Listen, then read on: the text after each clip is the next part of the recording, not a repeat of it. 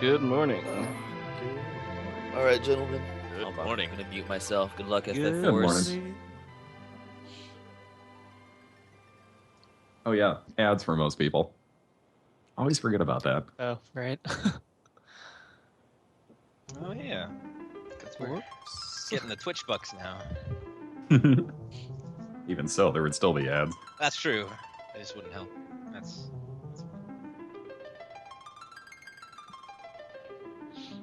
Team TrashCan.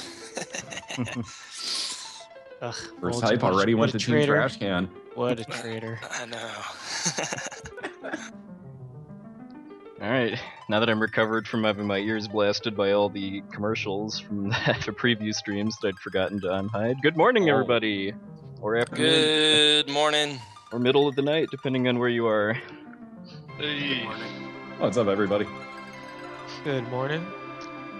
We're here for a little thing called the Super Nintendo Final Fantasy Relay. Hopefully to be the best one yet, given that all three of the games have had new records set within the past week or so, too.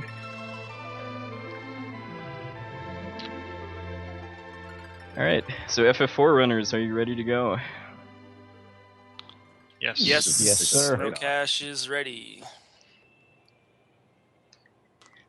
Alright, I'll give a countdown and we can get this show rolling then. Alright, 5, Good luck, guys. 4, 3, 2, 1, go. Best of luck, everybody. good luck, guys. Good luck, everyone. Have fun. Safety save. Yes. Okay. First things first. Safety save all the time, guys. This is Crumps too, by the way, one of the commentators here for Final Fantasy IV. We'll get everybody else introduced. First things first, though. Safety save all the time. If you guys do not want to be like me last year, don't trust me on this one. Please safety save before Mist and all sorts of other places. Just take my word for it, please. Moving on.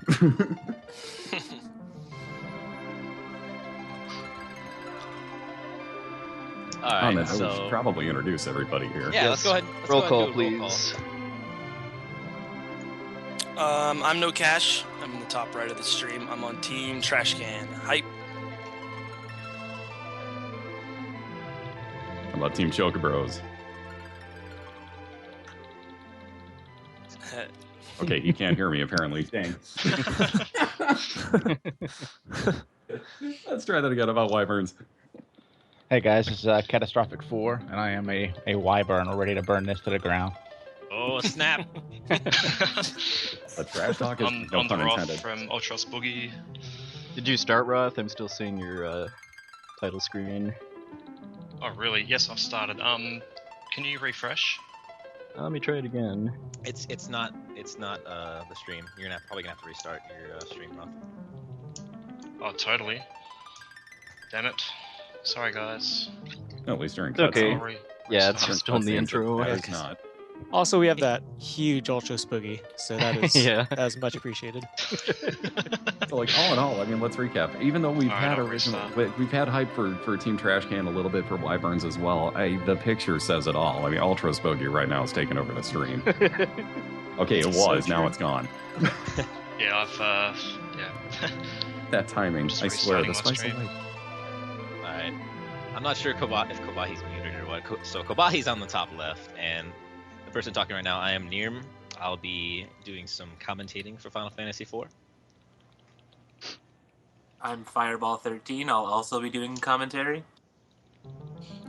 I'm Feral Pigman, and I'm also possibly doing some commentary at some point.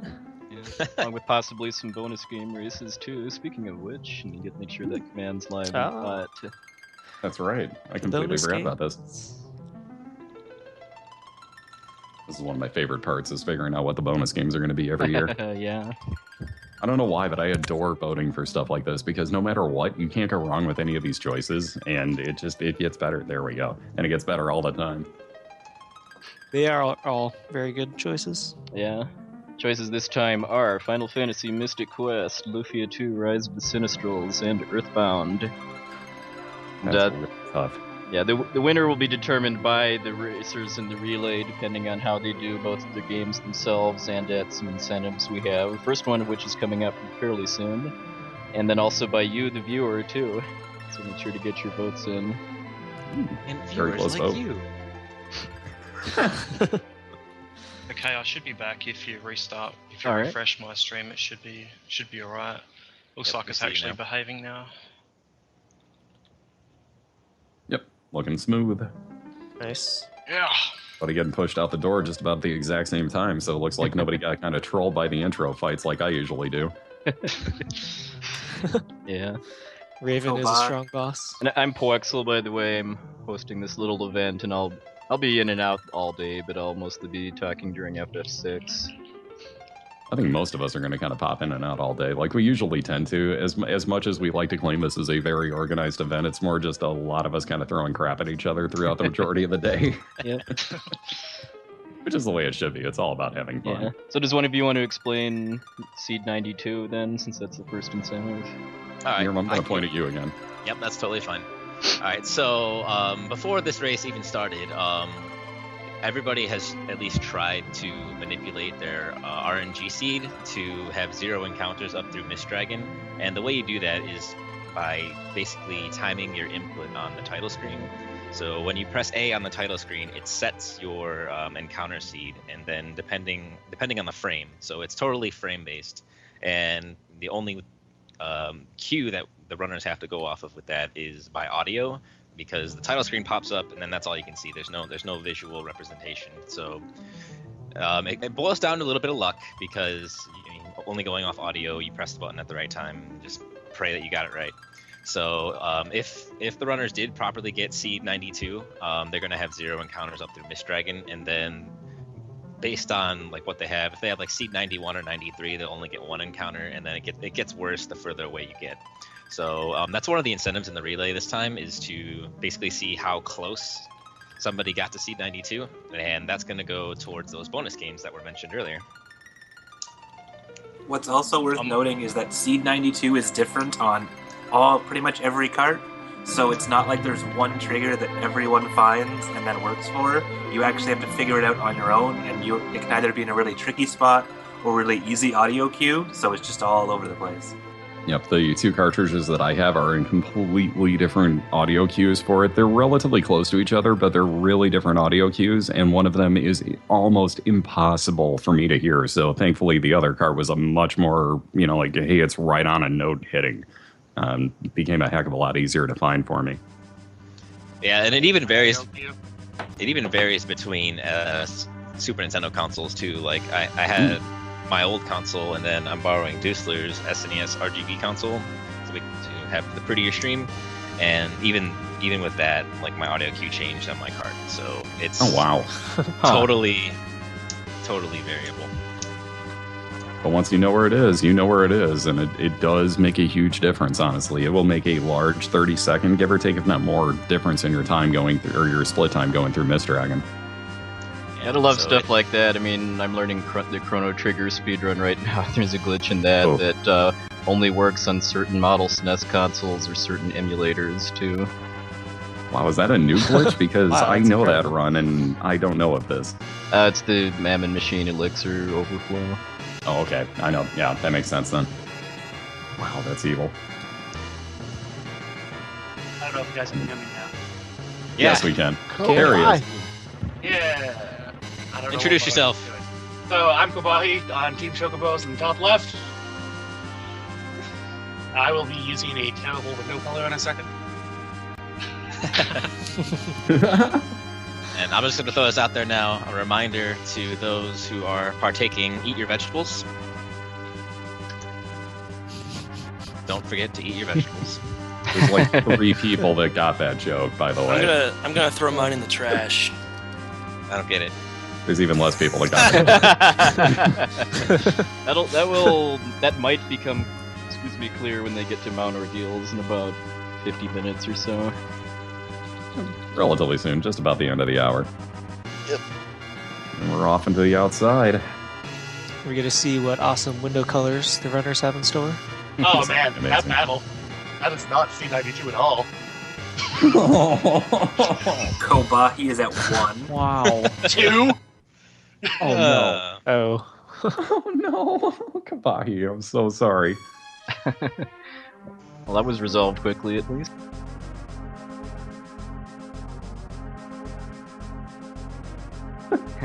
The game is revolting against you.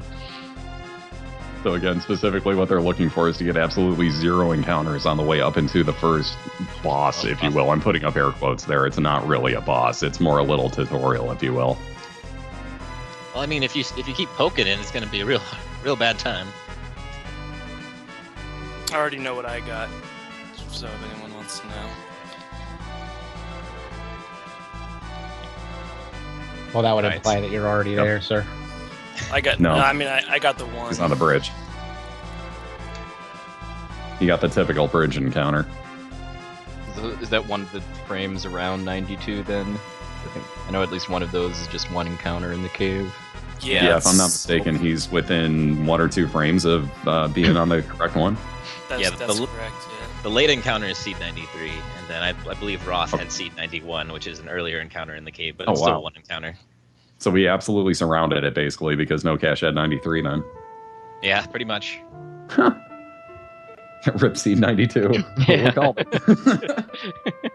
Everyone reset. Nobody got it. Now what do we do? Jeez. Yeah. Okay, so there's a little bit of action going on in this fight. This is basically a tutorial boss, like Crumps mentioned. Mist turns into this misty form where you can't attack during. But what we're going to do in this is you'll see the runners time their jump so that Kane lands right as the Mist Dragon reforms. And then during the dialogue in this fight, they'll also be performing what's called the duplication glitch, the first half of it at least, where you select a slot that's not the first open slot in your inventory, then you unequip an item, and then that unequipped item goes into a different slot than the one you have selected, and then you re-equip the slot you initially selected. And what that does is that causes the game to think you took off 2 of whatever item you had, and so you have 255 shields equipped. And so when you take it off in the menu later, that sets it up to have 256, which is represented in the menu as 0. But there's actually 256 shields in that slot now, and then they'll be selling that for a bunch of money, and that's going to be used to fund the entire run. I heard a gasp, and I can see where this is leading already. good. Looks like Oh, sorry, that was me.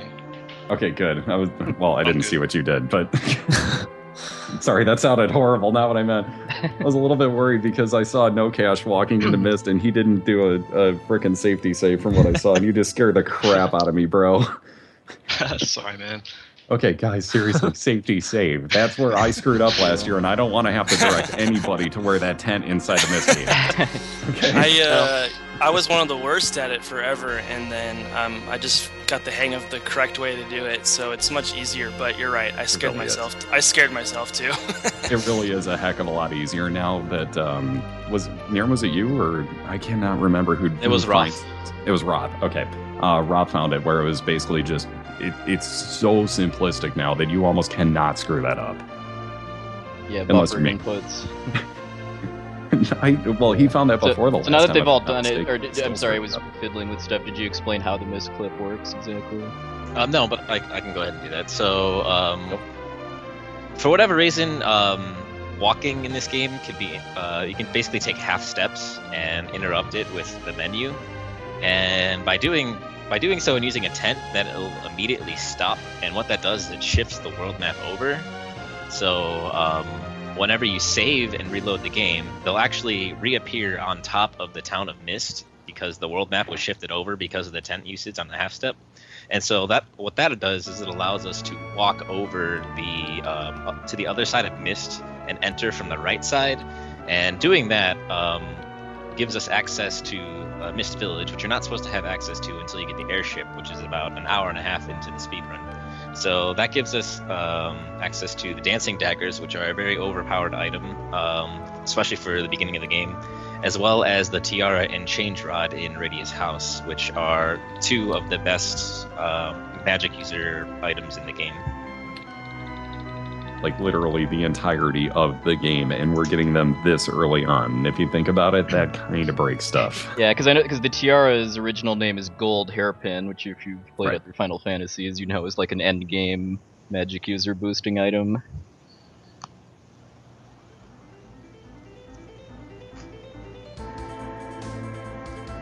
Oh no, the puns are out already. Wyvern? Because fire! Someone in chat was asking about doing more resets to manipulate the seed. Hasn't that been tested and proven to actually lose time just because of the time you have to spend resetting and letting the game cool down? Yeah, so in order to reliably manipulate the RNG seed, we need to do a hard reset, and in order for the game to basically lose all of its stored values, you have to wait about 10 to 15 seconds between power-offs. And because that combined with not being able to time the initial seed setting load perfectly every time, it's just not worth it. Yeah, because that is a thing in Chrono Trigger, because you can soft reset, and then the windows for doing the loads are a lot larger. But doesn't really sound like it. Sounds like the destiny for Final Fantasy IV is to have basically a full encounter route for the whole run tied to a seed that you start the game on. Yep, that's the route we're approaching right now. I've been working on it for the last couple of weeks. I actually just finished making all my save states last night, so there should be a full encounter route soon. And I'm looking forward to it so much. I'm trying to think. We really only ever save and reset. Otherwise, add mist, if I'm not mistaken, don't we? There's a lot of people that reset at Damsian to do the Damsian clip, because that's about okay, fair enough. 1 second faster. Yeah. But and then manipulating the D machines fight if you don't get it naturally too. That was the other one I was going to question. But at that point, you're really only pushing the final dungeon, so I guess you could almost kind of throw it out the window at that point too. Well, then again, I guess it depends. If you can find a really good seed going through the final dungeon, it would obviously be worth getting it on there. Okay. Alright, so this guard fight right here is the first usage you're going to see of what's called the can't run buffer. Typically this fight is a hold A fight, and then you kill all the guards, and then the officer runs away eventually. But what you can do is if A, you get lucky and get good ATB, and B, if you can't run all of Cecil's fights, you can actually kill all 3 guards before they attack. I think Kobahi just did it right now, which is, so congratulations, Kobahi. Very nice. And that saves a little bit of time. And the reason that works is because doing a can't run will actually freeze the ATB, and that allows you to do whatever inputs you need in that small window that the can't run window is up, and with the frozen ATB, and that basically allows you to get your actions in quicker to the game.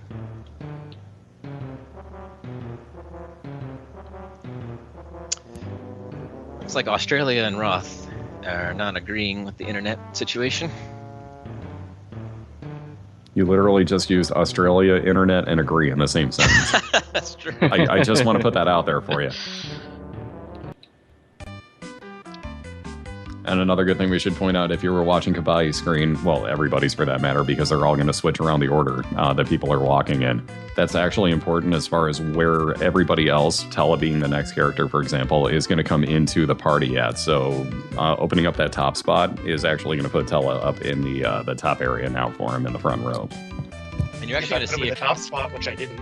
Yeah, I was going to say, you're actually going to see a couple of different strategies. Ooh, yeah, I just noticed that too. I just now saw. So there's 2 schools of thought on the party formation, one of which is to move Rydia down, which is what we've been using in the past. And the benefits of doing that are Cecil will do more damage against Octomom because he's in the middle slot, but you have to do 2 extra party changes later at some point, versus moving Cecil up, where Cecil will be in the front row in the 4th slot, and then Tella will join in the middle slot, and that'll cause Cecil to do less damage against Octomom, but you do not have to do any party changes for a very long time.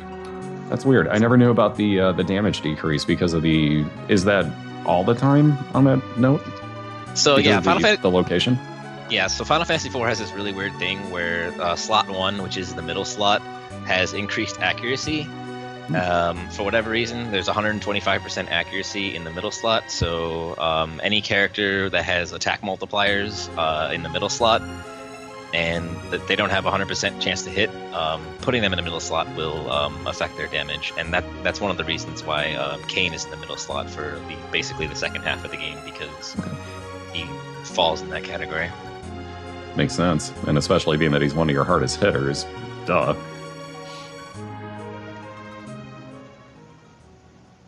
is going to be interesting to see how that plays out then, because again, if you look even just on the top 2, you're going to see the characters in the different spots, like Nirm was just talking about. I'm gonna miss an encounter in the save room. I'm gonna purposely misstep to avoid one. What a cheatist.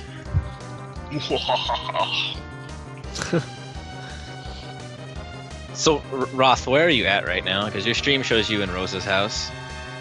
Oh, really? God. I've just come out of the Octomom save room. Sorry, I'll try to restart my stream when I can. Okay. Sorry. No, it's fine. I was just curious how far behind it was. That's actually pretty impressive.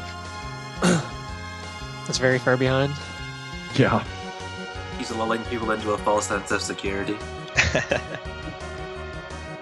So one thing I guess I should point out is random encounters basically have a chance to be surprise attack, back attack, or strike first, and the determination of that is completely based on what frame you're on, so there's no way to manipulate that unless you're a robot. And so a lot of this run is going to come down to the amount of surprise attacks and back attacks people get. And all of these runners are within about 7 minutes of each other. Everybody. That's another interesting thing to point out. Going into the last Final Fantasy relay, Final Fantasy IV, I believe I was the only one that had a sub 320 going into the last relay. And then now all 4 of the runners participating right now have a PB under 3 hours and 20 minutes. And the Roth is actually the world record holder. He stole it from me. And he has a 3:12:24 that is the current record. That's a disgusting on time. back up, but it's still no good for the time being. I'll try again in a bit. Alright, just let me know when you want me to refresh it. Try refreshing now, I'm not really sure what it'll do. Sure. It won't make it worse, that's for sure. I think your layout also changed, Roth. Yeah, you have a different layout, Rob. Thanks. Sorry. I'll move that layout up. Thanks.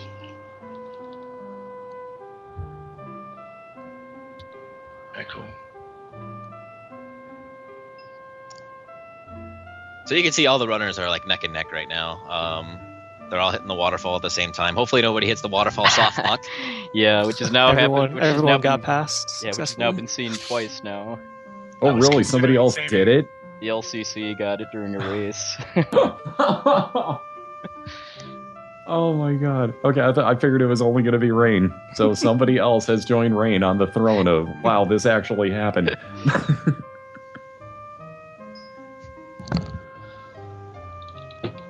Roth will just magically appear at the credits. That sounds accurate. Like, I did it, guys. Guys, check this out.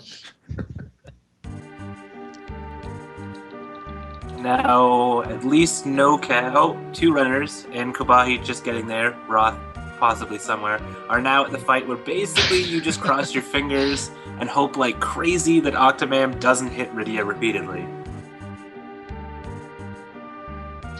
Which again, if we all know Mr. MV, there's MV luck. In this fight, we just flat out call that Crump's luck, because Octomom will find a way to aim at Rydia no matter what, and insta-killer. Because it knows that that's most of your damage. For those wondering, by the way, we're throwing dancing daggers, which is another item we picked up in, I can't think of the name of the town, my goodness, in Mist. But again, we should not have this early.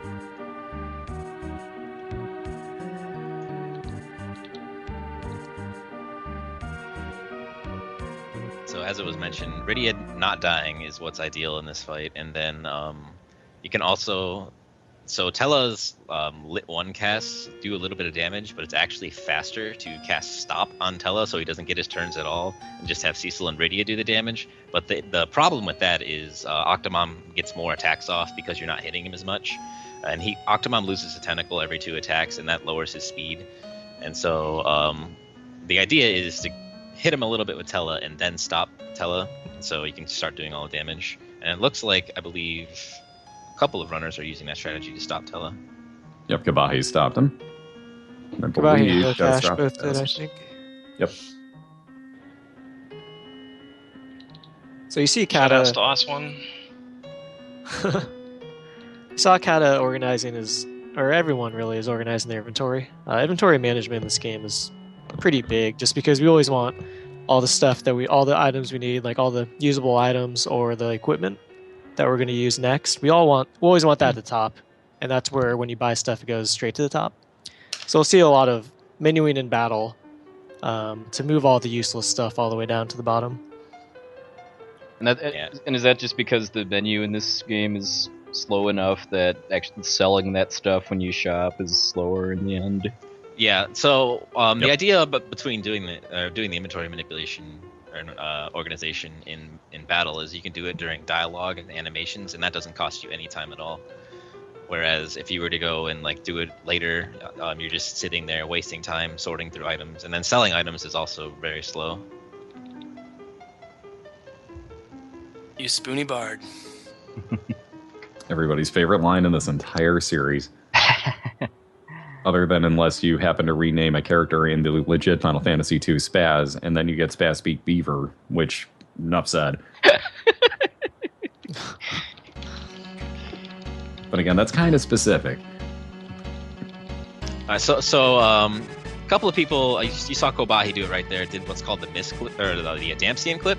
And so what happens is the same concept as the miss clip. You can do a half step, go into the menu and save, and then you'll load on the event trigger for Damsian blowing up, and then you just keep walking, and you walk into Damsian, which was completely undestroyed, and it actually stays that way for the rest of the game.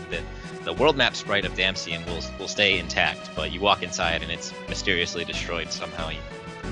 They have questionable interior decorators. Can't you do some fun like palette glitches with the hovercraft too if you do the Damsian clip? Yeah. Not only that, but you can stop it from being able to be completed as well. Yeah. My Tella is punching Edward. Kobahi did do a partial dupe of the change rod in the menu, which basically what that did is instead of the item dupe where we did with the shields and got 65,000 of them, he basically duped it once. So now he has 2 change rods in his inventory. Which is why he's punching, because Tella doesn't have any rod or staff equipment. Is that so multiple characters can have at the same try time? refreshing again for Exel. Sure. Yeah, what I do is I'll give one to Tella on Mandrel deals and never remove it from him, so that I don't have to worry about it later. Yeah, it's just to clean up menuing later, so you don't forget about it and get in a bad way later. Which is later is the Magus Sister fight because, well, okay, it's from 91. I think we're safe on spoilers. When you lose Tella, there's a lot of chance that, I know, I'm sorry, I'm horrible, I'm terrible, send all hate mail to Crumps2 on Twitch. For real though, after the Magus Sister fight, when Tella leaves the party again, you have a very good chance that you might accidentally trigger the next cutscene and forget to unequip that off of them. And again, that would be an extra menu for that matter as well, because you're actually casting a spell. Okay, I won't spoil that. You're casting a spell beforehand that you kind of need the change rod on for the extra damage. I will get so much hate mail today.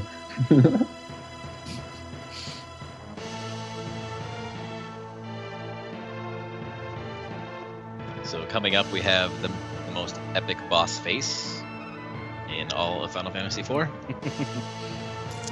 Definitely. One of the things I was struck by when I started running this game was how the Antlion fight in the run itself, or like in the actual game when you're playing casually, is such a difficult fight where you're just casting like the Chocobros summon over and over again, and how trivial it is in the speedrun. It's probably the easiest boss fight you ever have. It's almost impossible to have anything go wrong, which is pretty great. Why did you I say think it that? is. Things can go wrong. I have heard tales of a runner who died to Antlion. Yeah. I'm regretting not doing the reset at Dam Cyan because I've had like 8 encounters on the way in. Pretty bad so far.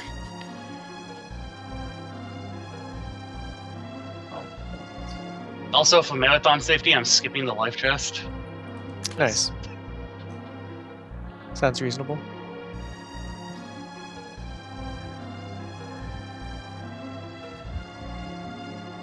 So it's actually looking like Kat is the first one into the Antlion room, and no Cash is right behind him. And then I don't know where Roth actually is. But Roth he's already somewhere in that probably killed area. him or something. I'm about Who to start the knows? fight. That's a good question. What screen is the sound coming? There is no game audio, is there? No, I somebody's think mic. it's just an OSD. Okay. So any game audio you hear is probably coming over somebody's microphone, which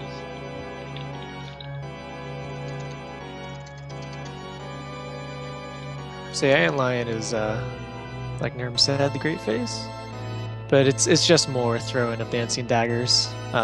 This time, Cecil or Edward can equip it as well. And theoretically, you can kill him in 3 dancing daggers. He has 1,000 life, so you need to average 333. Looks like No Cash needs 4. So do I. Man, I had 4 a tends to be free. pretty average. But Yeah. well, okay. From what I understand, 4 is average. For whatever reason, for about a year straight, I didn't have anything but 3, and I started doing the Tootsie Roll counting to it.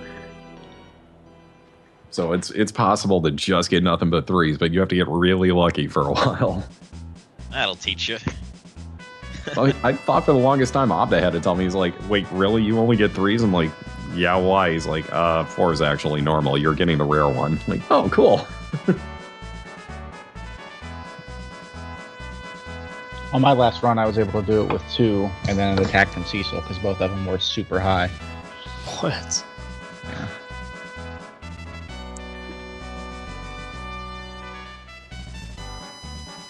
The Bulletin knows. Oh, Roth with the cream back attack. Is that the first back This is attack my of the third one in a relay? row. That's the first one I've seen. No, Nah. Kata had one. No that cash, killed just Video. Kata. Oh, really? Yeah. I've had 2 so far. Oh, God.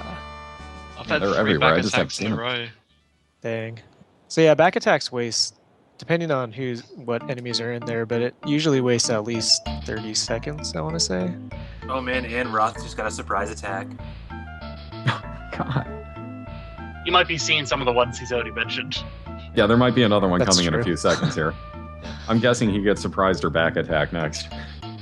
Someone didn't mention it earlier too. The surprise back attacks in this game are frame based instead of tied to the seed, so that's not something that can be manipulated in real time. Although once we get edge, then it doesn't become an issue anymore. Things get easier. I'm sorry, when people mention the floor mat, I tend to cringe. Sorry. The fact that he is now vital to this run hurts my soul in ways you can't even begin to explain. I think you're just upset that we don't use video anymore. That has a lot more to do with it than anything, I'm not even gonna lie. That was a heck of a lot trollier run at the time, though. It's gotten so much better since. Like, I'm just being a complete fool with this one, but it's gotten so much better recently. Even better that you now use Rydia to bait the giant boss at the end and often get her killed.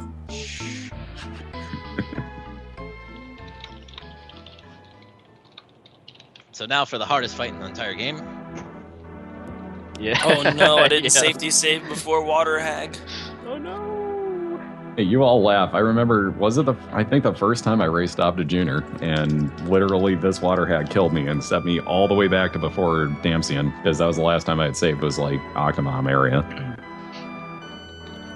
So actually, yeah, in a casual playthrough, this fight's actually extraordinarily difficult, and it's very just RNG based because Edward's harp doesn't always hit, and so Waterhag could just blow through Edward. Yeah. That's just it. That's game over. On casual playthrough, Edward won't be level 1 when you get here, though. That's also true, but he's still not the shining pinnacle of strength. This is a funky fight, too, in that the Waterhag has, like, thousands of hit points, but it's scripted to die after Edward hits it 3 times.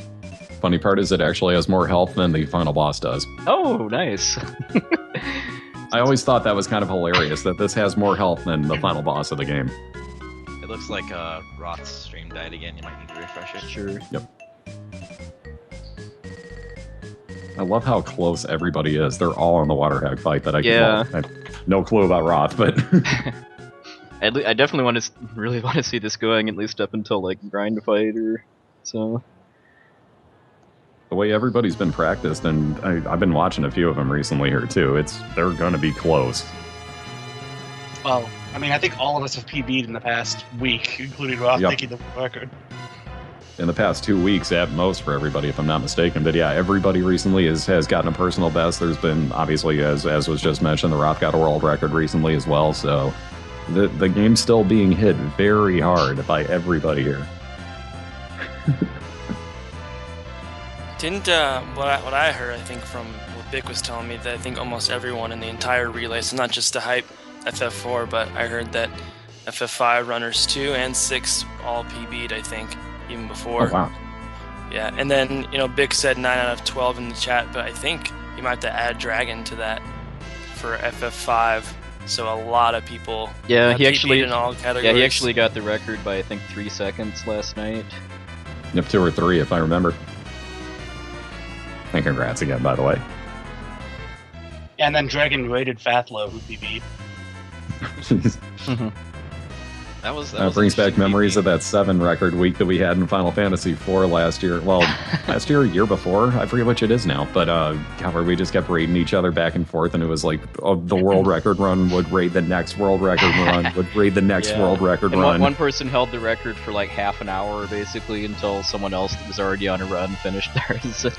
Yeah, let's not bring that up again, because that somebody was me. Oh, okay. Yeah.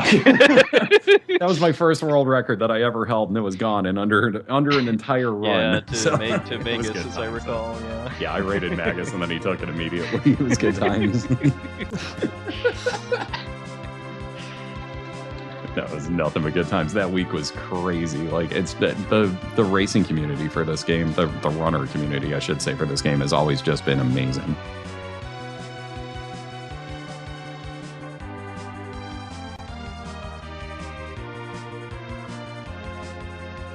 They're not specifically following a certain route while piloting the hovercraft. There's just the fastest way to go. Back attack.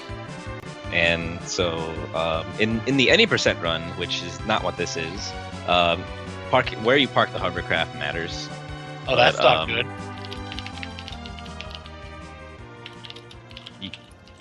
Yeah, I mean, if you're not familiar with the game, there are only specific tiles on the ocean that you can hover. Oh no, that is definitely not good. Shouldn't have skipped that life chest, Kabahi. Ooh. Quite. This is EXP manipulation right here. Oh man, You're putting a heck of a spin on this, bro. Okay, so this M Captain fight, which is it's totally RNG based. The damage Yang does, he can kill him in 3 turns, 4 turns, or 5 turns. 5 turns is rare and is really bad, really slow, and that's a fight that's totally uncontrollable that eats up a lot of time in the run. And it's probably one of the most RNG heavy things throughout the entire thing. And so for the racers, what's the worst, like the most amount of rounds you've ever seen Yang take? My answer is 6. Is that possible? Yes, it is. Oh, you hit Edmund. Oh no. So for this Mom fight, they need to deal 800 damage to the small form, and then she explodes eventually, and does a ton of damage to the party, and then she breaks off into 6 bombs, and then the idea is to use the dancing daggers on Radia and Edward to kill the gray ones, which have more health, and then use the other characters to kill the orange ones. Yeah, looks like The interesting one's going to be Kabahi's. Yeah, he's struggling a little bit there.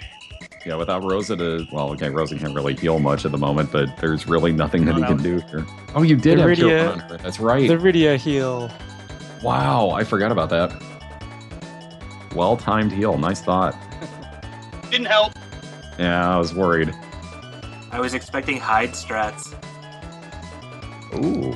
That I wouldn't have thought of that Oh either. god. That No, would have been we said, clever. Ooh, I heard that. Did you safety save? Yep. Alright, good. Good. Thank you. Good call. Thank you for safety saving, folks. A subtle reminder to constantly do that. That's why I safety saved them, because that can happen. This might probably be a good time to point out too the version differences between this and like other like the more modern versions of the game too, as far as like how much of a joke this fight is with hourglasses. Yeah, So for the Final Fantasy II release of the US version, they basically gutted the entire game. Combat in itself is entirely less complex. For example, in the Japanese versions and also the re-releases, Cecil has Dark Wave, which is an attack that takes his HP to hit all enemies. And all of the other characters have for the most part, have some form of attack. And there's also a bunch of items in the game, like Uexel mentioned, the Hourglass, which stops all enemies. There's the Bacchus Wine, which casts Berserk on a character. And there's all kinds of other items that totally don't exist in the US version. Yeah, basically any item that casts a spell when you use it was removed from the US or from the North America release. Makes sense. We Like, aren't smart enough to use them. So yeah, so like in the Japanese or like PlayStation or PSP versions of the game for Mom Bomb, once it splits up into 6, if you use an hourglass that you can find in the watery pass that casts stop on all of the bombs, and then it's a total joke from there. Yeah, if only we had that type of advantage. Oh man, the amount of times that my runs would have been saved. That Mom Bomb fight has trolled me out of many a good time. Flexel, in chat, the question was asked, who did the logos? Is it still Carrie Fry, or is it... Carrie Fry did Team Wyvern and Team Ultra Spooky, and LLK, also known as Jazzaboo, did Chocobros and TrashCan.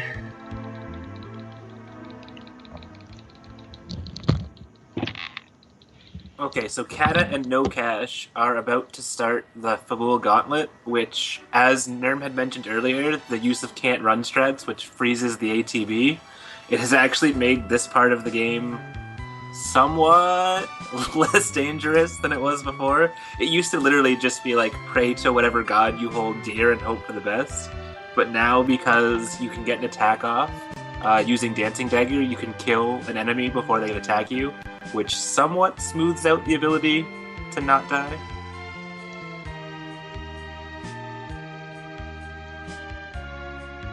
Yeah, and you also notice Roth specifically has Yang and Cecil switched, and that's going to be advantageous to him in the football sequence because Yang is going to punch the Dark Imp before the Dark Imp gets a turn, so he's saving a turn for those 2 fights that have Dark Imps. Might also be guaranteed to beat the Imp as well every time. I'm not positive about that.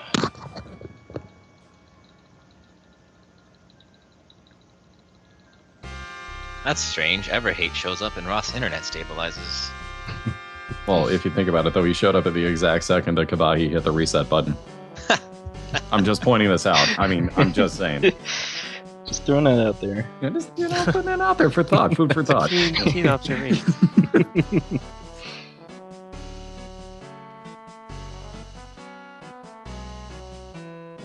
So I believe the Fabul battles do they all see use of the can't run buffer strats then too? Yes, all of them do. If you're just tuning in, you're basically holding the L and R triggers during an inescapable battle, and that lets you basically sometimes squeeze in an extra turn before enemies get to attack. Yeah, it's the most critical in the soldier fights and the gargoyle fights because the potential for Edward to take like a really high percentage of his life away is like it's always there. The gargoyle can one-shot him, and the soldiers have a chance to put him into critical health. And if he does that, he just hides, and you can't use Dancing Dagger, and then it's a huge problem.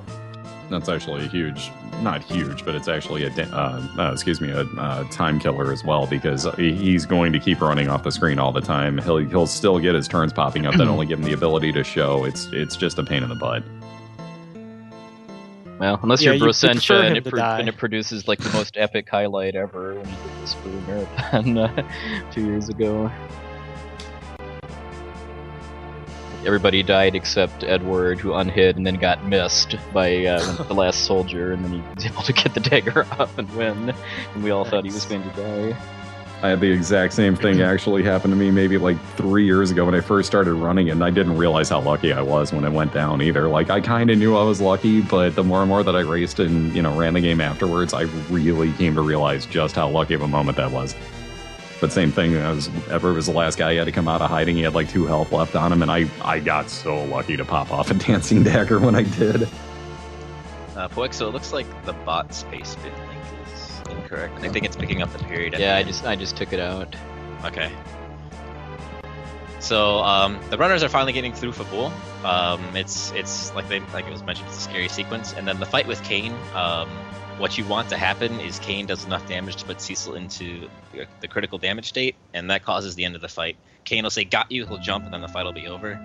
But Kane can potentially do a crappy amount of damage, and then there's 3 or 4 lines of dialogue, and then he jumps again, and then on top of that, you have to sit through the Perish dialogue. So that's a huge time loss. And so what you'll see the runners do is if they don't take enough damage, but it's close, they'll have Cecil hit himself, and in the hopes to get him into that critical HP state. And but a lot of it comes down to relying on Kane to do enough damage. Another very strange question, but I've actually had that game over me before. Have we ever figured out what causes that? I have never seen a game over there.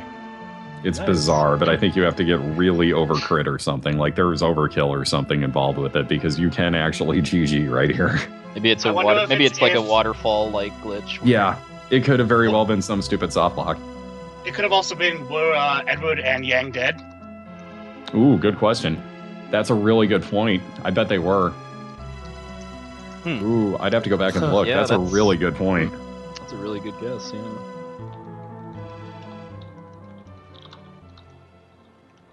So it's looking like Kata and No Cash got enough damage from Kane. We'll see what Roth gets with his spliced run. Very I lucky. mean,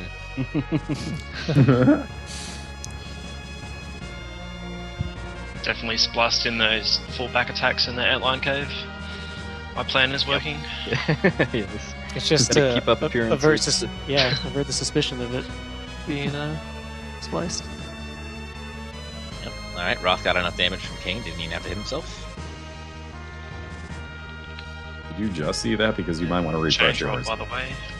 Oh, I just saw that as well. Let's refresh. Yeah, you might want to refresh yours because I saw mine happen on his a while ago. Refreshing it is. He's got Golbez walking out almost right now, and now he's gone.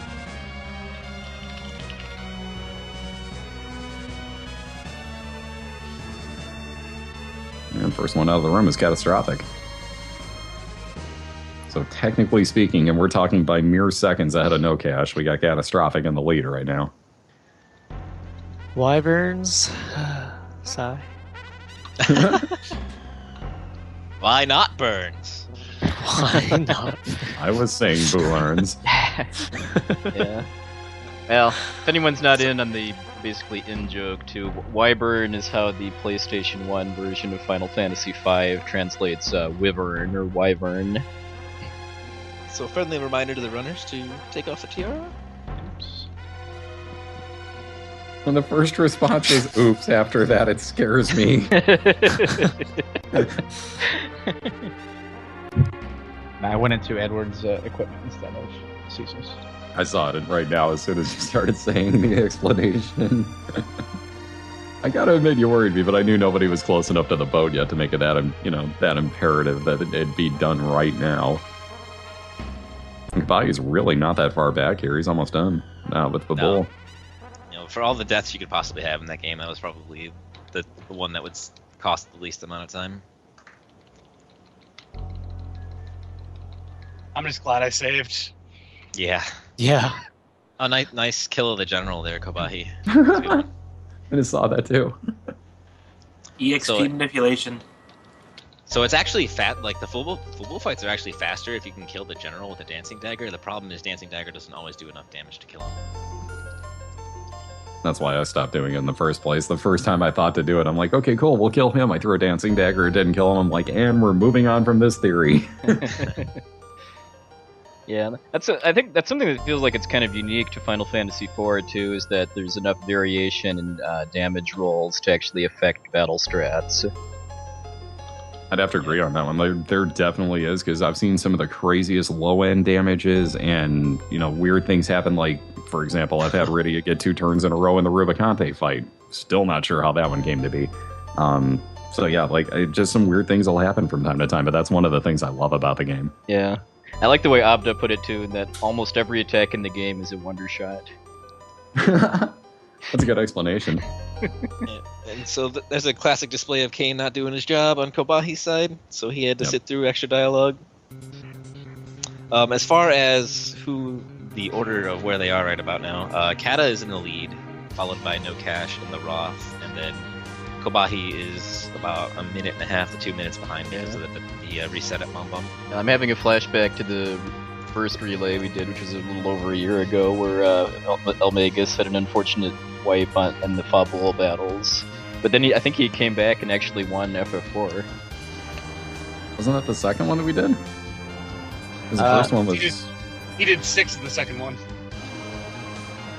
Yeah, and sadly it didn't work out for him to play 5 in this one, so he has the full, full Monty. I guess I'm crazy. Yeah, that was the first one. Wow. Just seeing all the boats on the screen at the same time reminds me of Final Fantasy V when the boats synced up perfectly. So there was like a full ship between streams. That's one of the beautiful things about the relay race, especially, is like we were saying. I mean, all the racers are so close to each other, and throughout the span of the day, you'll see that. Even when we get to Final Fantasy VI, you will see most likely at least 2 of the streams be within about a minute of each other, if not even less. Which is sadly why we had to retire the opera singing incentive too. Yeah. Main reason is just that the tech logistics too. If the runners are close to each other, which I hope they are, because that means everybody's doing well, or doing badly in the same way. Okay, so the runners are about to enter Mysidia, and this is where we do the better majority of the shopping in the game. They're going to go to the Mysidia armor, as you see Kata doing right now, and they're going to buy 10 Gaia helms, 10 Gaia armor, and 10 silver rings, as well as a paladin shield and a paladin glove for Cecil. And then they'll eventually also go into the item shop and buy a bunch of Cure 2s, Life 1s, heals and ethers. And that'll sustain them throughout almost the entire game until they get to the moon and they buy elixirs with what remains of their money. So that's going to be their primary, not the only way of healing, but their primary method of healing and sustainability. And it's part of the reason we can get through the game without doing too much grinding, or any grinding at all until a certain point.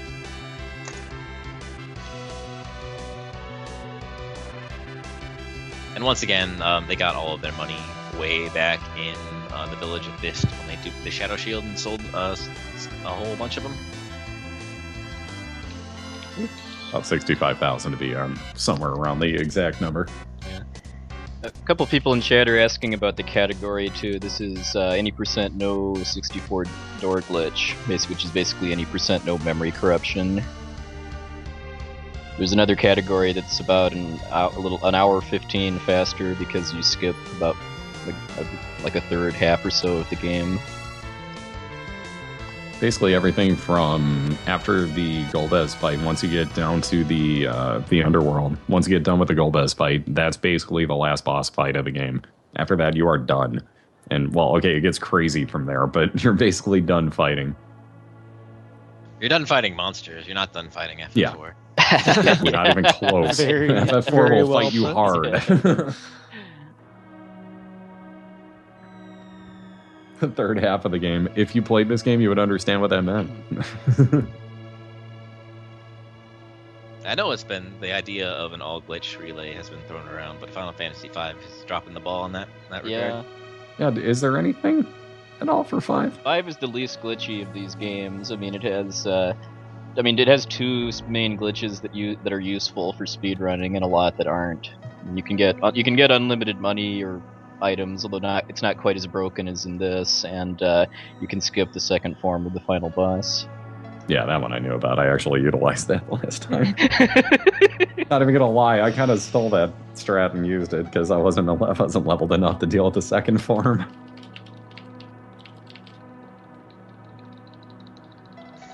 So the moment of true Final Fantasy IV speedrunner hype is coming up. This is absolutely my favorite thing in the world. I'm very happy that it's a possibility. We're going to see some items being used in such a way that is rather unexpected. I don't think all of the runners are doing it. I know Kata is actually running on Wii Virtual Console, where it's actually not possible to do this glitch. So you won't see Catastrophic doing it, but I believe No Cash and Roth are both going to be attempting a glitch in the Milon, at least the Milon fight. I believe Roth is also doing Milon Z. And this was something that was discovered in January. So if you haven't seen a Final Fantasy IV run since then, or haven't been paying too much attention, you're in for a treat. Tasty. Yeah, we could find out why Team TrashCan has the name. Pressure. Yeah, this was a glitch that was previously thought to be Taz only, I guess, until Niram and the Roth were both became able the to human do it on Taz. console. Yeah. Let's just call them like we see them. They both became the human task. Yeah, one of the things to note about it, the only thing that I think I should point out is even if it's executed correctly, there's a couple steps in the glitch that can allow it to fail. So either you'll see it great, everything's good, or you'll just see it fail and it'll be like, okay, he didn't really do anything. So just be prepared for that. Yeah, there's a lot of RNG that goes into the this setup, and there's nothing you can do about it. But hopefully we get a good display. I'm really excited to see it.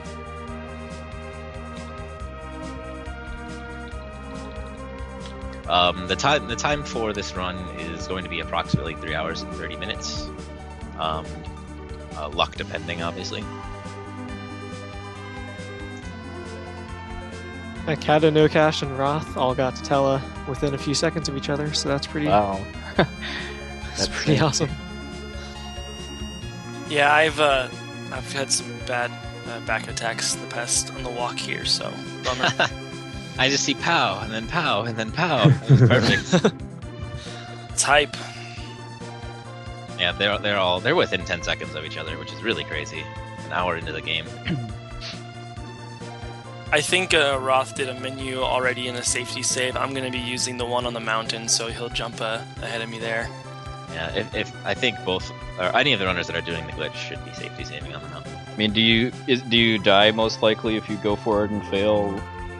Not particularly. Not the trash can. Carrot's a little more dangerous, but we'll see what happens. I mean, so do we want to start explaining what it is, or just wait for them to do it and then explain during the Dark Knight cutscene? I think that's going to be the way to do it, because I don't want to ruin the magic. Yeah.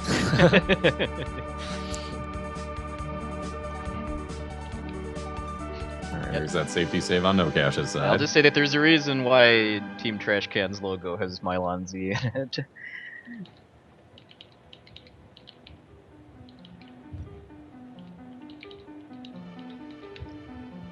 Oh no, Roth. The internet must come back. Well, Alright, I can see looks him. good. Yeah, looks good He's now. moving fine Yeah, for me. looks good. Haha. So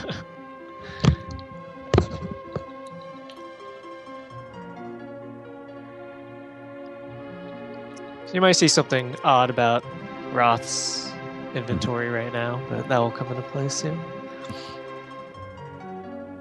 Well, both of their inventories. Yeah, No No Cash. Cash just, has got the same thing going above him. Yep. Did a little extra to be safe, but anyway, here we go. Okay, let's see it. Oh, come on.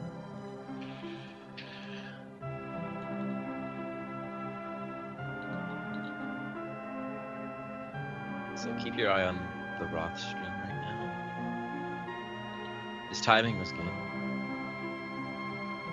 Alright, looking good.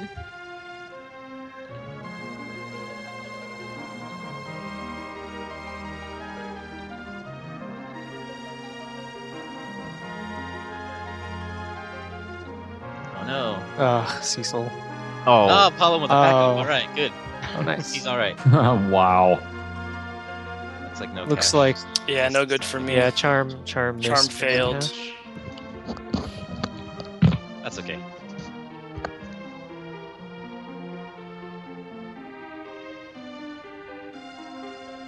Alright, so we're just moving on to the more conventional strat then of using Twin and hoping for Flare.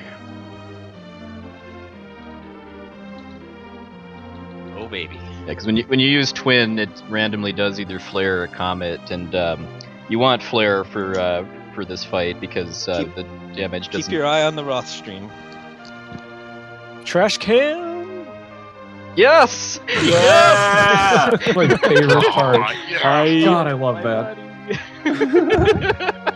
That's so hype. Yes. Roth wins, everyone go home. Yep. Congrats, Roth. Yeah, congrats, dude. Good Yeah. stuff. Executed. Nicely done. Thanks, guys. Chat's exploding too, both because of the trash can and because of my body. It's not over yet, too. That's the fun part. Yeah.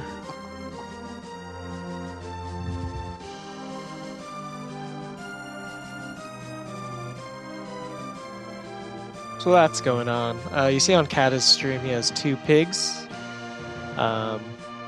Mostly because pigs are awesome, but also when you're pigged, Milon can't actually poison you when he attacks. And if you run the game or just watched it, getting poisoned is a huge time waste because the poisons window pops up, and then every time you get damaged by poison, it wastes an insane amount of time. Oh, baby. Dude. Yes. Wow. Nice, yes, Ross. that happened. Very well done. Yes. Oh, Very, baby. very well done. Yes. That's awesome. That was beautiful. Oh, man. Nerm, as I someone have a who little attempts- surprise for the legend cutscene because of that now. As someone who does the glitch, Nerm, what are the odds, would you say normally, of actually hitting trash can then carrot? Pretty low. Definitely low. And from an RNG perspective, the trash can is more difficult than the Milon fight, but to execute it that well is probably a less than 5% chance, so... Super props to Roth. Yeah. Alright, so I guess I'll go ahead and dive into the explanation of that glitch now. So what's happening there is, for whatever reason, if you interrupt if you cast Twin and then before the Twin actually starts casting, the Twin is interrupted by either Charm or by dying. The other Twin will begin mimicking the other party members, and this puts so for both of the fights you saw Palom was mimicking, I think, Cecil's actions. And so what this does is allows us to use items that aren't normally usable. And in order to trigger that, what we do is we go for the trash can fight. We stop Cecil, and then but we have to get back to Cecil's turn, and then trick the game into thinking we used an item when we actually didn't, and then we swap the slots of the item with the item we actually want to use, and that'll cause the Twin to use that particular item instead of whatever the item Cecil was going to use. And so that's what allows us to use the trash can and the carrot. Initially it was thought that the trash can and carrot strats were too complex for a speed run, and the amount of setup it would take cost too much time, and so it was a swag strat, but it wasn't actually faster. But very recently, you saw Roth's Milon and Z fight. It was discovered that you can actually just kill off party members left and right, and then just hope that it plays out in such a way that the carrot can be used, and that doing the fight in that way is actually much faster. And you can see that the Roth has actually pulled ahead of Kata and No Cash now. And isn't the idea too that if you use the trash can, it's actually casting Holy instead, and if you use the carrot, it's casting Fire 3? Yes, that's correct. Another thing that's happening right now is normally in the Paladin fight, you just do nothing and let the Dark Knight attack you a bunch of times, and then he gives you a big long speech about morality. However, it was discovered by Nerm that if you throw a dancing dagger at him, you can actually kill him, which saves a whole bunch of time because you don't see that dialogue anymore. So that's just shoutouts to Nerm. Shoutouts to Nirm for everything. Like damn near every strat that is used at this point in this game. Triple If not, it was the Roth. Triple pig. Zooey. Alright, so what Kobahi has done is in his Milon fight, he actually killed off Cecil and Tella in order to give Palom enough experience to learn Fire 2. And then Palom is just casting Fire 2 like a maniac and doing tons of damage. And there's actually a lot of approaches to the Milon and Milon Z fights now. There's obviously the TrashCan carrot. There's also what we used to do is just cure 2 all the zombies, twin out, and then just twin Milon Z. And now there's also this Fire 2 strat that you see. Which is actually really good because everybody's a piggy except for Palom, and so you'll dodge a lot of poison, and the poison dialogue, for whatever reason, takes forever. And it's also very quick because Palom's Fire 2 does anywhere from like 900 to 1100.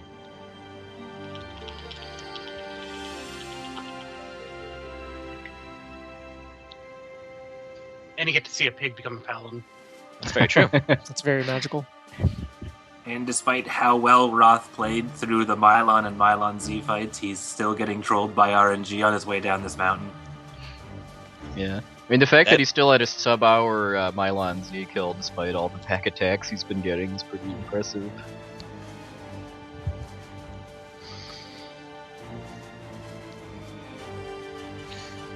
Yep.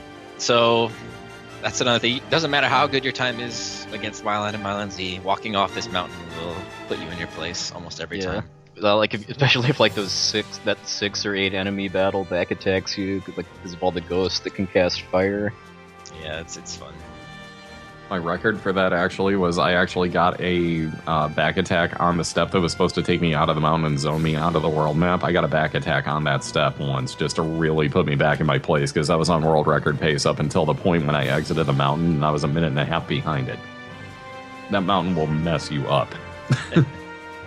Yeah, so I was gonna say, in particular, this part of the run has a number of encounters that are really nasty. Mount Ordeals, the Walk to Fabul is the start of it, and then Mount Ordeals is also really bad, and then the Barren Sewers also have a number of really nasty back attacks that take a ton of time.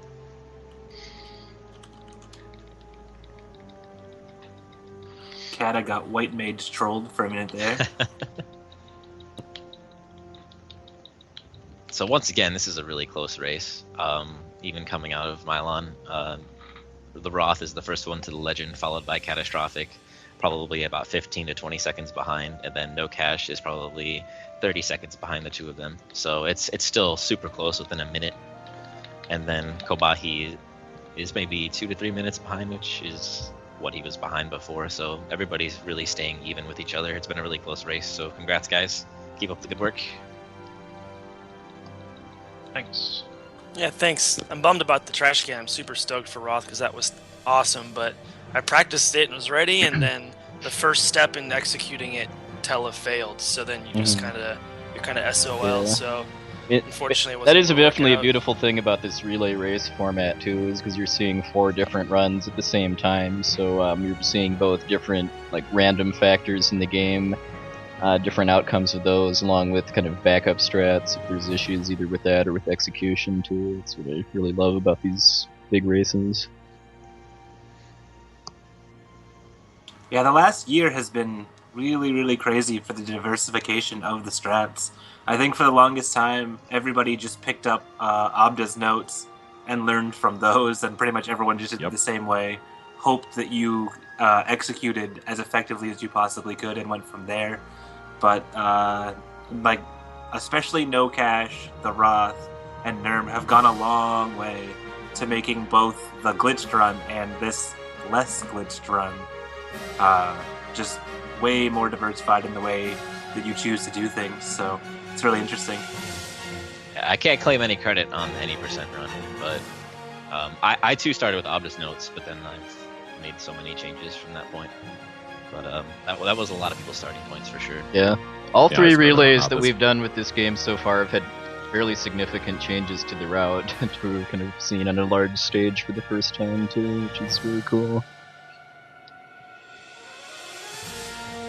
One thing I notice is we always tend to find some new, like, ridiculously huge change to the run, like, give or take about 2 to 3 weeks before every one of these goes down. Oh, it's not like, just this game, too. The FF6, too. Had, yeah. It had the, it had the Kafka's Tower mini-boss skips discovered before the last relay, and then the retort strat this time.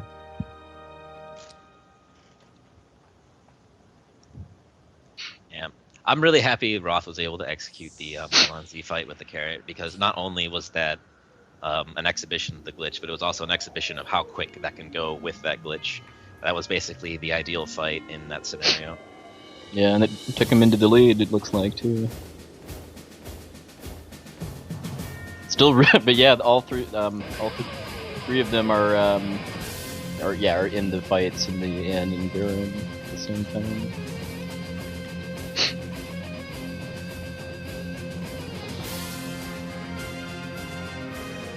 So for this this fight with Yang too, you're wondering why they're just sitting there letting him kick. It's because the fight's scripted to end the first time. Is it just Cecil or is it anybody? It's only Cecil. That attacks Yang after his second kick.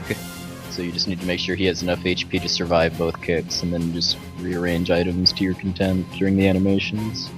Yeah, this fight can be really brutal if you don't know Cecil has to attack, because Yang actually has like 60,000 hit points. And so he's sitting there kicking the crap out of you, and you're like, oh man, how do I end this? He's so strong. Well, the funny part is you don't even have to hit him. It's just the act of attacking. You can miss, and he still says ouch, and the battle ends. Yeah, I like how you can kill Rubicante without missing him too, because of that same scripting. I've actually had Rubicante die after an attack of his own. For some reason, because of his scripting. There's some bizarre things with Rubicante's fight. Like, that's where I got the double Shivas, the back-to-back Shivas with Rydia. I'm not joking. She died, came back to life, cast a Shiva that she already had queued from before the death, and I was queuing up another Shiva while she was casting it. So, weird stuff happens there. Yeah, that was a good highlight. I like that one. We still haven't really figured out what happened there, other than my cartridge just went, I'm taking today off. It almost looks like it's part of the Mimic glitch. Yeah, it's in the same vein for sure. Yeah, it could be. I was going to agree that could be something to look into, because if it's executing the same way the Mimic glitch works, then maybe it's something that we could put to use. Another goat-ass strats, am I right? We'll get to those later. Accidentally finding.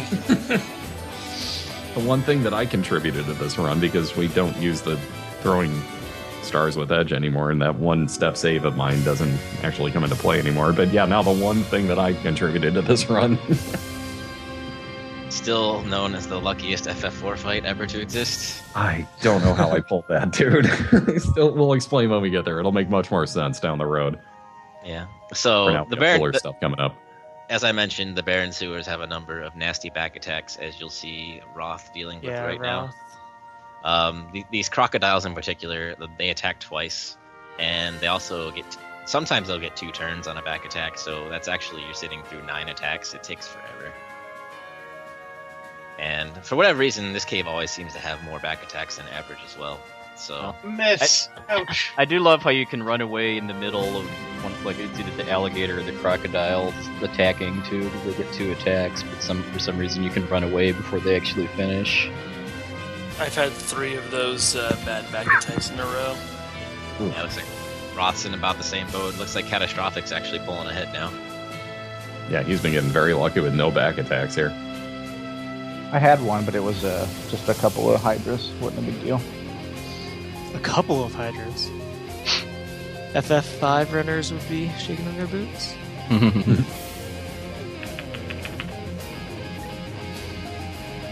Okay, so this menu right here in this upcoming fight with Baigen will be the first exhibition of what's called the MP Underflow glitch.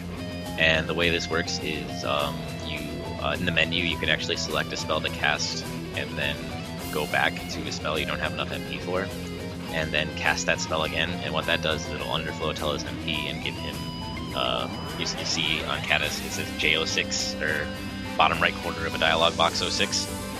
And so if you play this game casually, you'll remember that Tella has this one particular spell that costs 99 MP, but he only has a maximum of 90 MP, so you can never actually cast it. However, that's no longer the case.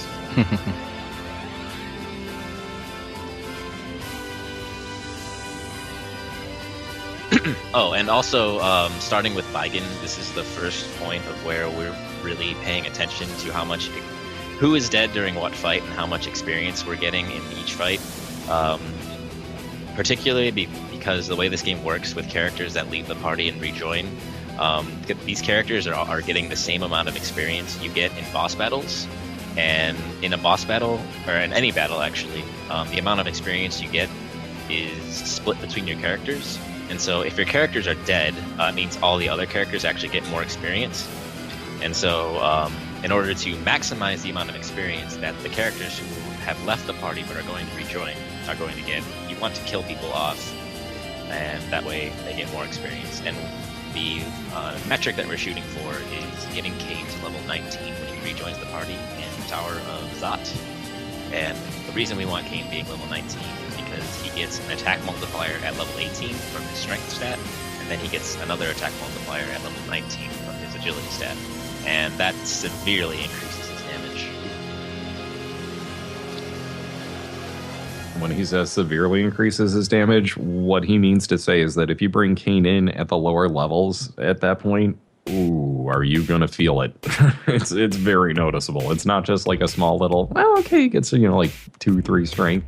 You will feel it. You will definitely feel the damage difference. Yeah, it's a difference between about 400 to 600 versus 1200. Yeah, like I was saying, not exactly a small difference between the two. You will feel it. And obviously in a speedrun situation, that makes it darn near impossible to do any of the other strats that you're going for. So this fight with Kainazo is basically down to a damage roll from Tella. He has the change rod on, which gives him as much magic stat as we could possibly give him, and then you just pray that Lit 3 does about 4,000 damage or more.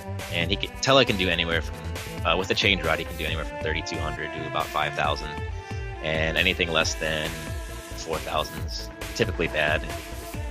So we'll see what Kata ends up with here. 45-22, very good. Roth's right behind him.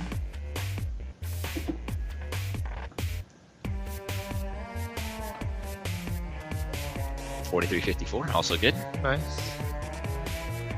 And you also notice Kata has Yang dead for the Kainazo fight. That's going to help him get Kane to level 19. Whereas Roth does not have Yang dead for either of those two fights, and so Roth will have to do a little bit extra in order to get Kane to level 19, which I'm sure he has brought it out. Everybody kind of does it a little bit differently.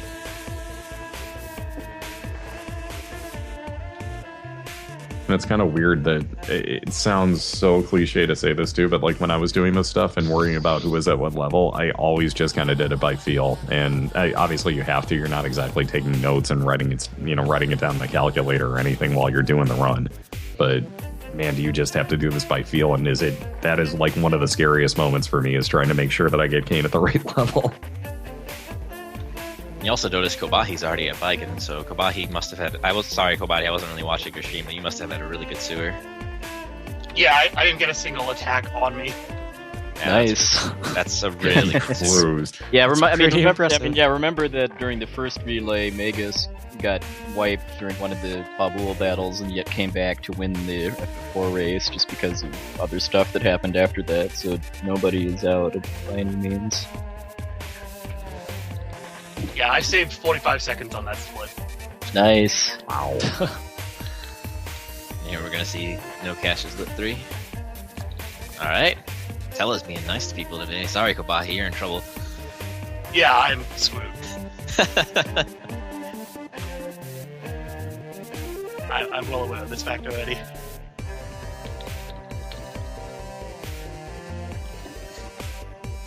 Then you got the kids getting stoned.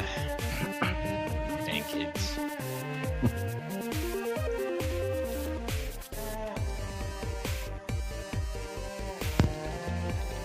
So good luck, Kobahi, on your Lit 3 roll. Yeah. And then right here we have one of the longest cutscenes in the game. And so basically just watching a lot of stuff. Not a whole lot going on right now. Yeah. Seems like a good time to say that for everyone watching, you should follow all of the runners. All of them are they're of the 6 best times in the game. There are 4 of them. Oh God! So, Uh-oh. That didn't sound good. Oh no. Oh man. Oh no. That is... 3,000. That's How did you get 3,000 that's damage? very low. Wow. Well, at least you don't have to waste time with them healing up. That's one way to find the bright side of things. Thank you. Yep. One other thing to know about the Kainozo fight too is that the amount of damage that his big wave does is based on how much HP he has. Which is so if he survives the first Bolt 3, and gets another wave off, it's much weaker. It's kind of I think that's kind of a unique mechanic to this game too, is enemies having attacks that are based on how much HP they have. And he's not the only one, because Dr. Lugae does the same thing with his laser. Am I naming that correct? No, laser's the 10%. I can never remember the difference. Laser's the 10%. Yeah, laser is the one that gets weaker, I think. Yeah. It's been a while. Yeah, because it one-shots you the first time he does it, and then does basically nothing if he gets it again. Oh, I know exactly what I did. No change rod. No change rod. No, the change rod's on. He doesn't have Gaia gear, though. Oh. Whoa, okay. He doesn't have the helmet on. Yeah, the Gaia helmet gives 3 wisdom, and so that probably cost him a multiplier. Interesting. And there's the Kane multiplier basically showing itself right there that we were talking about, and how big of a number that can be. Yeah, it's exactly the same concept.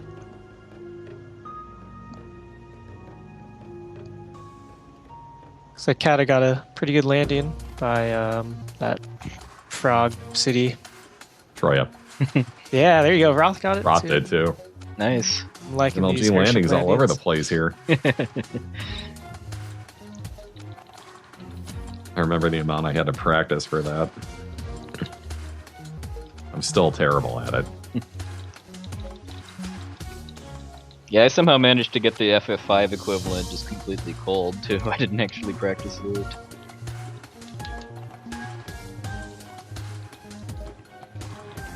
Alright, so we're coming up on another incentive here. So you'll notice a gentleman in the chat by the name of Big Fong Balls. He's going to be running Final Fantasy VI later. He's become famous as a Final Fantasy IV runner for his encounters and love of bats and the glory that they provide to a speedrun. So in a little history, like any bat back attack you get in this game, they cast a vampire, which is the same animation as Drain, and it takes forever. And there's a couple of back attacks that have 6 bats in them, so you're sitting there for almost a minute. And this Dark Elf cave actually has a couple of really nasty back attacks. One of them is the bats, and another one is 2 mages. 2 mages have the ability to cast Blast, and that can actually end up killing you if you're super unlucky, but it also costs a ton of time. Yeah, should probably explain the routing too, as far as the magnetic effect in the cave. Right. So what happens in this cave is anybody with metal equipment is permanently paralyzed, and then if everybody gets permanently paralyzed, it's game over. And so what we do in terms of a speed run is we have everybody's paralyzed except for Sid. And so Sid is the only thing keeping our party alive. And so if Sid gets paralyzed, we're not able to run, we're not able to do anything. And so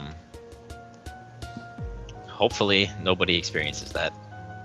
And I will keep my eye on Kata stream and start counting some bats. Yeah. Yep, I've got Roth. No, I got no cash. I've got Kobahi and some time on my hands. Or Kobahi. Getting in He's trouble. really not that far behind. Yeah, he's caught up. He's caught up a lot. Yeah, his ship just took off. He is literally just like him having a really good sewers made a big difference. Yeah, but I lost most of the time because I didn't get a Yeah, we had 3 perfect landings, which is awesome. MLG. No pressure, Kobahi. Oh, that's not happening. Oh, there's the 2 mages on Kata's stream, unfortunately. Those still give you nightmares. Oh, they're nightmarish, that's for sure. Well, they're mind flayers is what they really are, so good nightmare fuel there. Bats! It's 3 bats on Roth.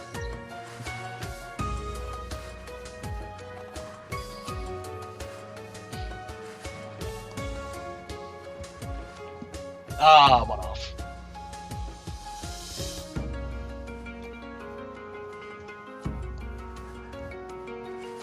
Wrath with the special effects. Yeah. He's a You're showman. gonna miss some bats. Wow, so far I've been lucky with the bats. Let's see if this is a 6-bat back attack.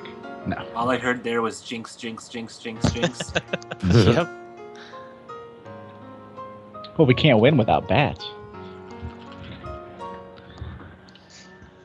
So with this upcoming fight, the way it typically plays out is you walk in a Dark Elf, you're like, yeah, I'm gonna kick his butt, and then he totally annihilates you by casting some crazy magic spells, and then Edward has to save the day. And for the says for the says first one time of in my his life. favorite lines in the game too. Me attack you. But we actually skip all the dialogue and all the spells that are being cast by equipping Sid with a metal item, and so everybody in the party has metal items and you instantly die. But because you're supposed to instantly die in the first phase of this fight, it's significantly faster. I still remember the first time I got told that theory, and it was during my run too. So I was mid-run, and it was Humble SDA was the one that told me. He comes in, dude, you just got to put this on. Trust me on this one. I'm like, it's gonna kill me.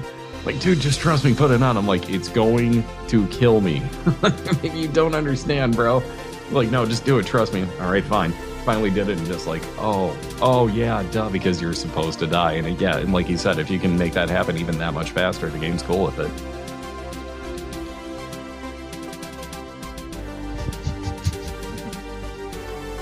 Oh yeah, MTA raises a good question. Has anybody lost a run because of forgetting to talk to Edward?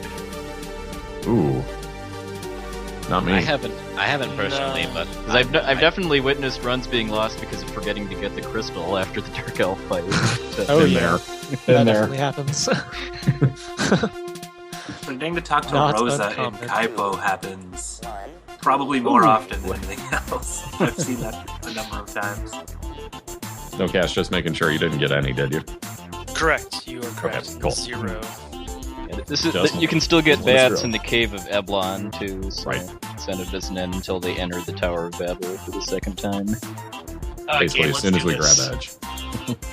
Alright, Kobahi, you only have to beat 3 bats. You can win this. I've already tied it. And it's whoever gets the most bats wins, by the way. First fight he ties it. Unbelievable. Nice.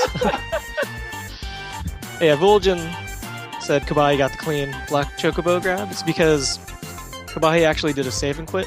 I forget, I didn't see if anyone else did, but basically you can save and quit, or save and reset there. And what it does is it normalizes the NPC movement, so basically the black chocobo will always be in the same place. It's theoretically slower than getting the clean grab anyway, but I mean that black chocobo, or there's 2 there, they can run around for a really long time. Considering the last So it's more relay, you ran consistent. around so much, and I grabbed a yellow chocobo. Yeah. Killing Cecil is for experience management during Dark Elf, right? And Sid. Okay. Correct. The lead is mine. Yeah, because I don't know if we mentioned it earlier, but the way one of the kind of nuances of how experience works in this game. But also this is the only game in the relay where you actually get experience from bosses too, and they're going to be mostly riding that through the whole run, aside from one place near the end where they have to do some power leveling. But experience gets divided up, gets basically pooled when you win a battle, and then divided up among your living characters at the time. But it also gets applied to any characters that have left you and are going to be rejoining later, like Kane right now is getting all the experience from every battle that they win. So,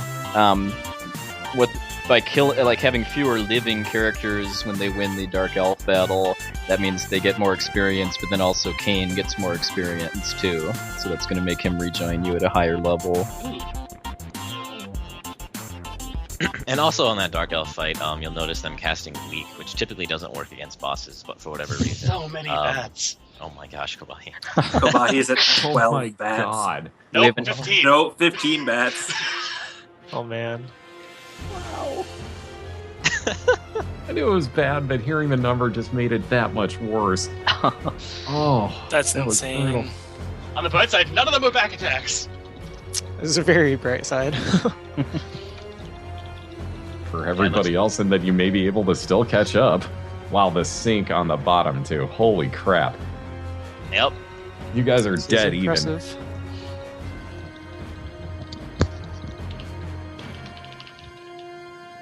I forgot to safety save before Zot. You should be alright. Save Be before fine. Zod. Be fine.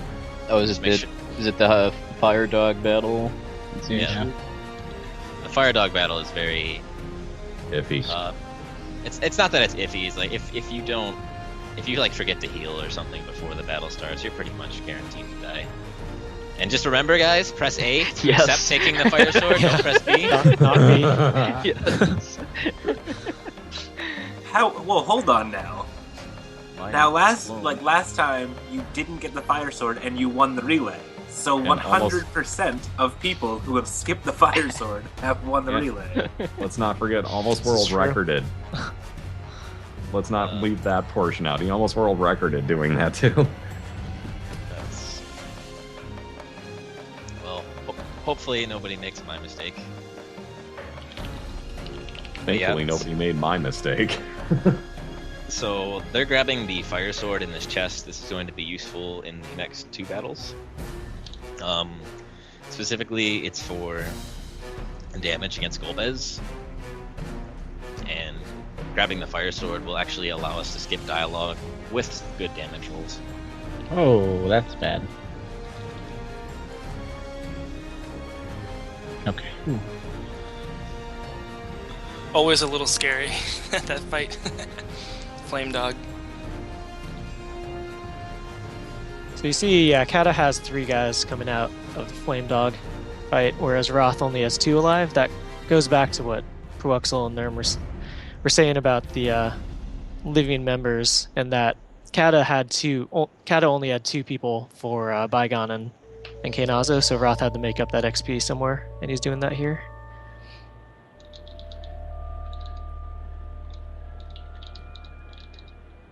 Really? And this tower is yet another place where back attacks can just totally annihilate you. I think there are a couple of us in the community who have like really good splits in our PBs through this tower, and so whenever we actually make it all the way through the tower, we're actually like 2 minutes behind because of all the back attacks we normally get. It's pretty brutal.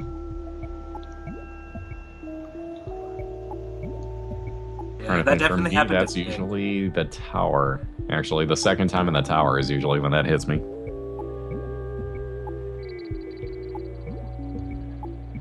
Ooh, no, Cash was close. Yeah, dang, dude, that was nuts. I man. got nervous too.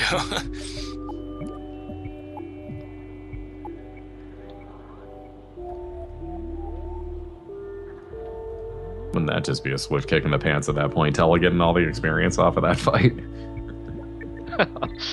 Ooh. That happens to me a lot, actually. It's not a bad Yeah, thing. it's not Yeah, a it's big not a deal. bad thing, actually. Yeah, thinking about it, it's not that horrible. Because it's really meant for Kane anyway, right? Yeah. Correct. Yeah. That's generally how that fight goes for me, as Cecil usually does.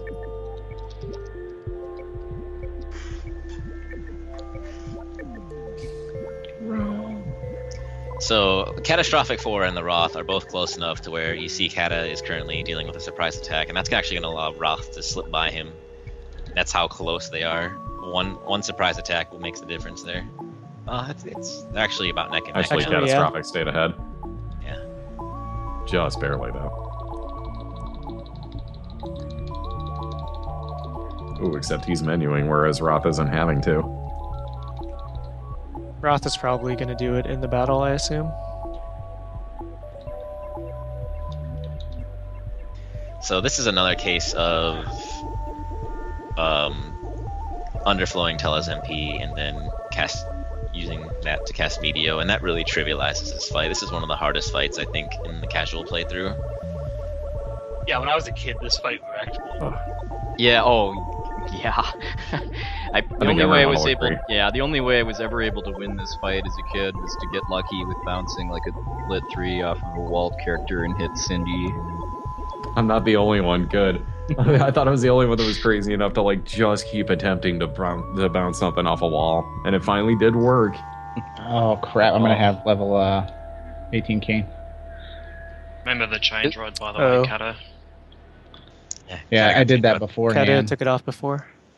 This game isn't very good about explaining like how equipment affects your stats and damage multipliers and stuff. So that, especially if you're very young, as most of us were when the game first came out, that can make it kind of a rough experience at times. Also, not knowing that Cecil had to be alive after the dolls fight too. That That's ended me. That's ended me a few times. Oh, up to 1,000 folks.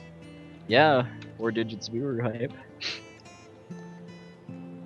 Please keep spreading the word about the relay on your social media and the like too. We'll be here for a while. I had a terrible walk behind Bigan, like 4 or 5 of those bad back attacks, and I actually had a very, very good walk in the tower, the Zot tower here, so looks like I actually made up some ground. I'm about to be in the cutscene, so I think we'll be back on track. A good time for all 3 of these games, for the record too, is under 13 hours. Yeah, it looks. Sorry, go ahead. Yeah, the current like quote unquote record is like 12:36, I want to say, by Team Wyvern at the last relay. Hopefully we'll see some more sub-13s this time around. Yeah, it's looking like Kata and Roth are pretty much synced up completely. Yeah, Golbez is dying. Just moments ahead. Yeah. Yeah, and No Cash is probably 25-30 seconds behind, if that. So, once again, this has been a really good race. And again, so we're coming up. He isn't even far out. Yeah, he's right there too. So we're coming up to Valvalis, which is really one of the first fights in the run that require a very specific. They're very execution heavy fight, and it's really just about every boss fight from here on out is very execution heavy. The idea behind the Valvalis fight is she enters into tornado form, and the only way to stop that is to jump with Kane. And in a speed run, you want to try and time it to where Kane is landing at the exact same time as Valvalis is beginning to spin, and that way we don't have to sit through the animation of her casting spell Weak as well as Ray. And in an ideal fight, you will only see Weak and Ray on her first tornado form, and then everything after that, she'll be instantly canceled out of it. Did we talk about duping the fire sword? I did not talk about duping the fire sword. So, Fireball, you want to talk about that? Fire sword, Fireball. It's like the one strat that I don't ever do. So basically, it's the same basic idea as duping the shield at the very beginning, only it's just half of the process. So it'll create a second fire sword. Yeah, I don't know.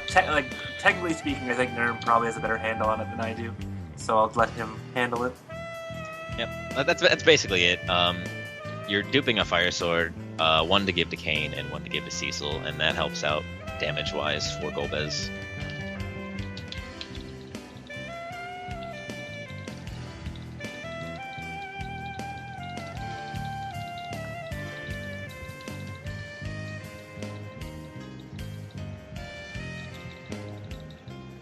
And in the any percent route, this is also the point of where you would check your GP for the any percent 64 floor glitch, but we're obviously not doing that route.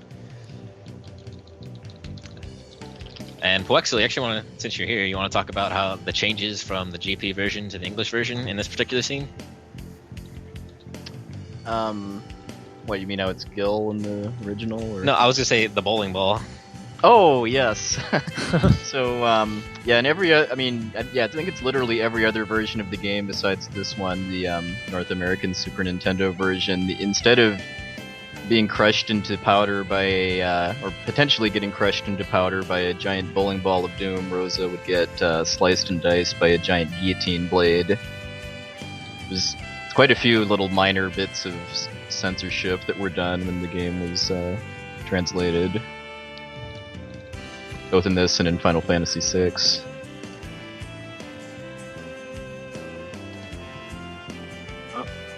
Personally, I Roth- think getting crushed by a bowling ball is a much creepier fate than a guillotine blade, but I agree. that's just me. One of the big RNG factors in the Valvalis fight is that she very frequently casts weak, and essentially for a lot of the fights over the next hour or so, you let all of your guys, except for Cecil, go into critical HP because Cecil will then protect them, so you only have to heal one person. But at the very start of this fight, before you can do anything, Valvalis casts weak. And if she does that on Cecil, you can just have your guys start dying left and right, and it really throws off the timing of the fight. I don't think anyone's had it happen yet. Yeah, I think Yang and Kane got weak so far. Yeah, because this is a very cycle-based fight. You're trying to get a certain number of attacks in and before she tornadoes, and then time Kane's jumps so that he lands right after she does.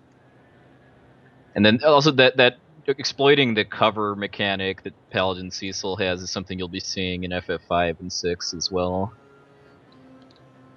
It's a very useful trick to be able to kind of just control who on your team is tanking hits from bosses.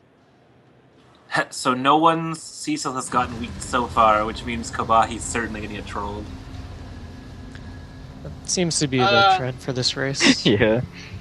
With my strategy, it's actually not that bad if he gets weak in mine. Because I throw a Q2 on Cecil with himself right away, so if he gets weak, he heals himself for like 400 or something. It's a bold strategy, Cotton. Let's see if it pays off. Yeah, it's so ridiculous though just how many different versions of this game there are and how different they all are from each other. Yeah, I wonder if there's like a record for most remakes. FF4 has to be close. I mean, this is the most popular version for speedrunning in the English-speaking world, mostly just because of how glitchy and broken it is.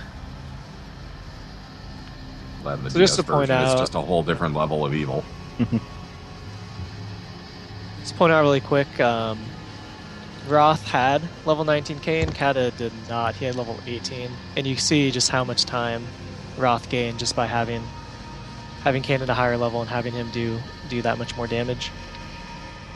It'll also probably come into play in the Dulls fight. The Dulls fight's also got a fair amount of RNG to it, but the Roth definitely stands in a position to make up more time there as well.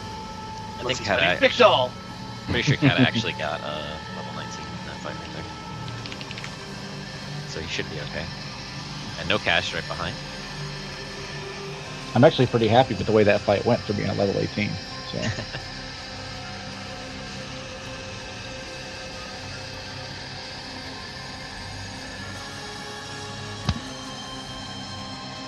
A Now pretty he- good fight. I had one minor.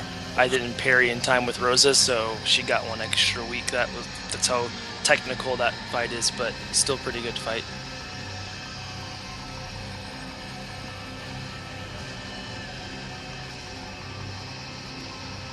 So now we get to see Kobahi deal with Cecil getting beat. This is guaranteed. It's just gonna happen. Guaranteed. Take it to the bank.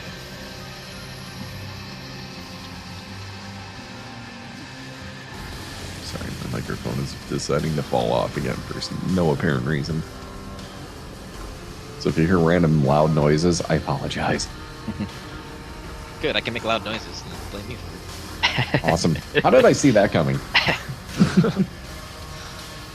Nope, weak game. Wow. Nice, 4 for 4. Nice. Then.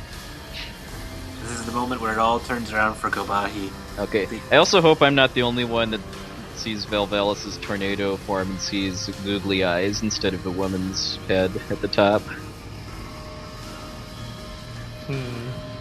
Why did you say that? That's I all- can that's- see it. That's oh, all God. that's all I I can to get kind into. of see God, what it. have you done? You've broken Valvalis for me now. Oh, Polak's a lie. No regrets.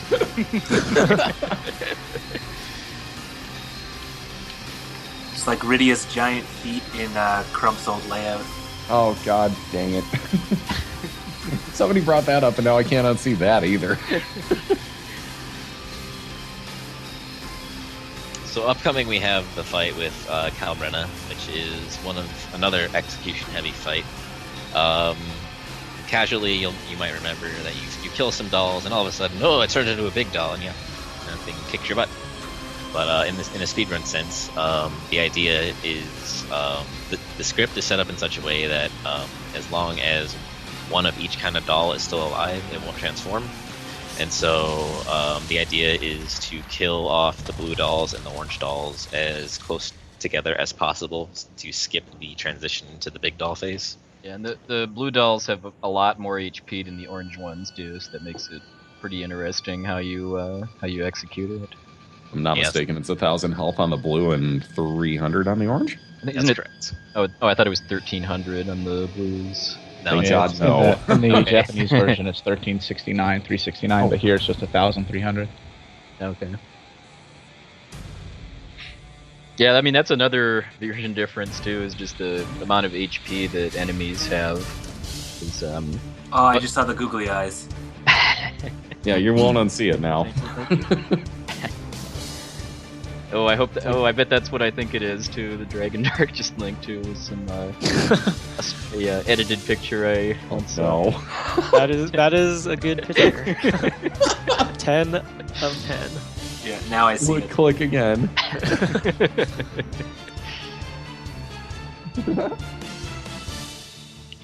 I mean, it becomes a bigger and bigger thing as the game progresses too, and this affects like the PlayStation and PSP versions too, as well as the original Japanese. That like CPU, one of the final bosses has 20,000 HP in this version and 30 in the others. Nice fight, Kobahi. Yeah.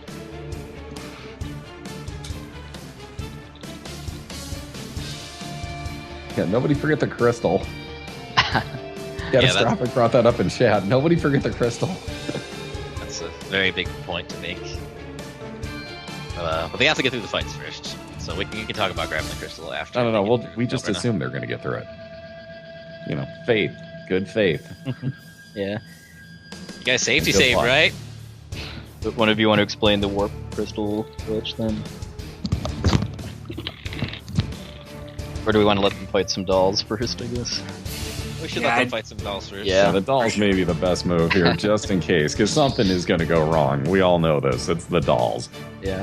The dolls, it's inevitable to have something go wrong. Yeah. And there are sort of two different strats that are used. There's one that involves Yang kicking every round, and one that does not. And I know that Roth usually uses the kick strat, but he's kicking, yeah. And so basically this smooths out damage. Every so often you'll throw a dancing dagger or have Kane jump, and he'll do almost enough damage to kill them in one shot, but he won't quite get there. And having Yang kick and even doing like 70 damage twice is usually enough to prevent Cecil having to throw a second dancing dagger at them, or even a first dancing dagger at them, which just allows you to go through the fight a lot quicker. And some people just prefer to attack with Yang. And the other part to this fight, you may notice right now on Roth's side that he's throwing a mute on everybody in his own party, which is going to carry over to the next fight against Golbez, and that is actually vitally important for said fight. Yeah, I mean, it kind of ties back to what they did, what I think it was just Kata did for Milon and Z, which was to Piggy's own characters.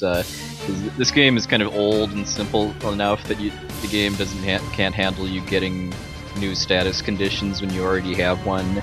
So since they already had Piggy, they couldn't get poison in here. Since they have mute, they can't get, well, you'll see.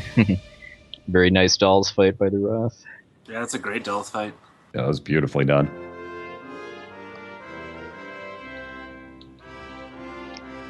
It also didn't seem like anyone dropped a Cure 2 down the well, so I'm disappointed. Because I'm not playing this time. Very real strats. No, that's just a very sensitive menu. You can be pressing the button down to talk to the well, and it somehow uses the Q2.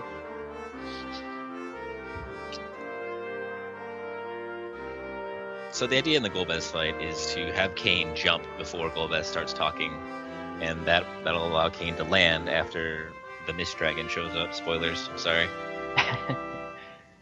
Yeah, that was one difference between, or since the last relay, is everyone, I think, is doing Battle Speed 1 dolls. We always did Battle Speed 2 just Uh-oh. because we didn't. Kata's about to Oh. big doll. Kata's got the big Uh-oh. doll. Big That's an doll. unexpected big doll. Yeah, I saw the damage on the last Dancing Dagger that Cecil threw did not take out the blue doll in the back row for catastrophic, and that had me a little bit worried. Yeah, his Cecil died too, and Yep. so he had to cure. He couldn't stay on his normal strat of just killing the dolls.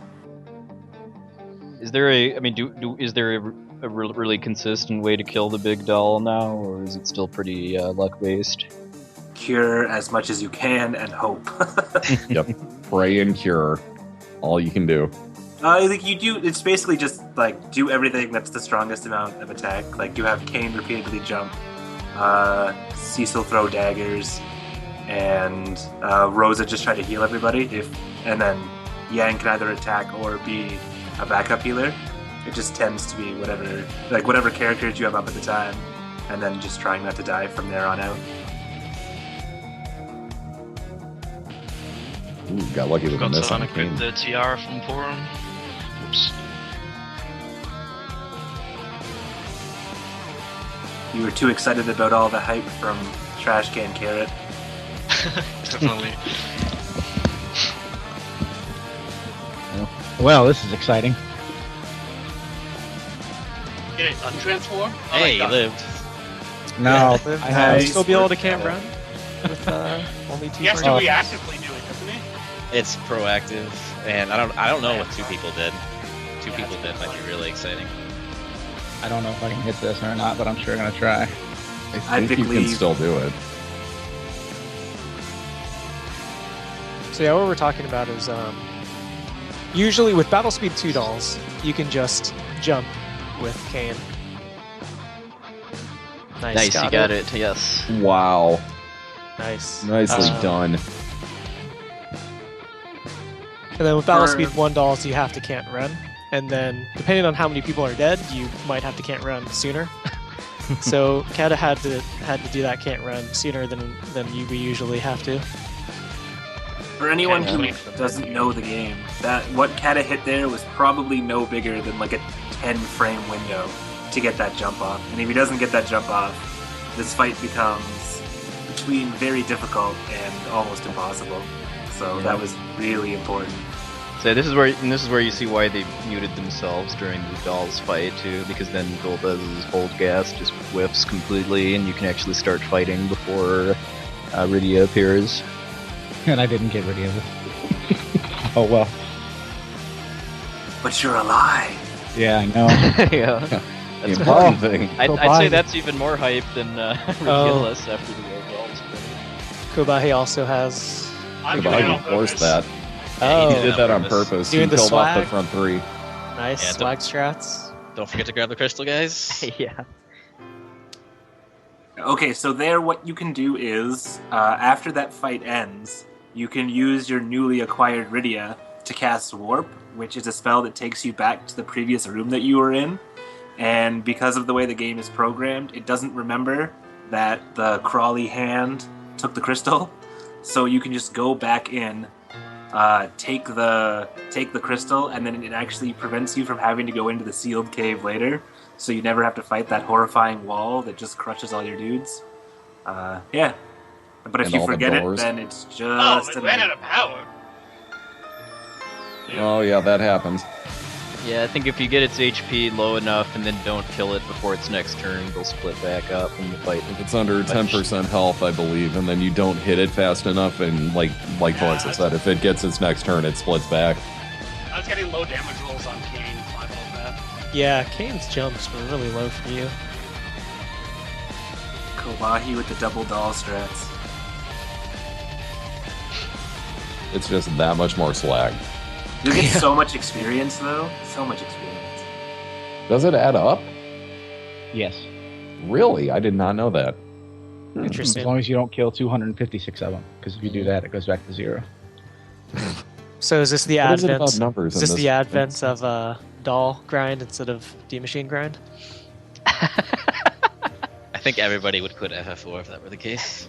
Yeah, I'm no. I'm done with that thought. No. No, thank you. Alright, so, Looks like no cache might have froze. Yeah, same on my side. Okay. Yes. Oh. Just dropping frames, it looks. Yeah, it's frame drops. Anyway, you'll notice going through the Dwarven Castle, they're picking up the Strength Ring. The Strength Ring gives 5 strength and is used on Kane, give him yet another multiplier, so he'll be doing even more damage.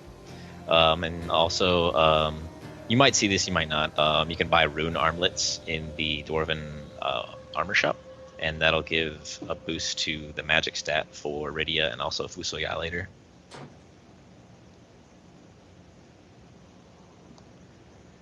And you'll see Roth is actually approaching it right now. He's about to pick up the Cat Claw, which has basically changed this run completely from what it was about a year ago. By duping the Cat Claws, each Cat Claw gives 5 agility, and then you can equip the Cat Claws onto Edge, and then he already has innate high agility, and then equipping the Cat Claws on top of that gives him another 10. And what that does is it actually gives Edge high enough agility to allow the party to run away from about 90% of the back attacks that are encountered. Egg. Egg. Egg. Egg. Had to do it, sorry. Had to be done. Yeah, the egg is a somewhat time-honored tradition in FF4 too, just because, I mean, normally, when you fight this egg, the first time you attack it, it hatches into another monster. But if all you're doing is running away, you just have this egg sitting there, and you can get back attacked by an egg that doesn't do anything too. That's the best. That bat was by far the best thing ever. Yes.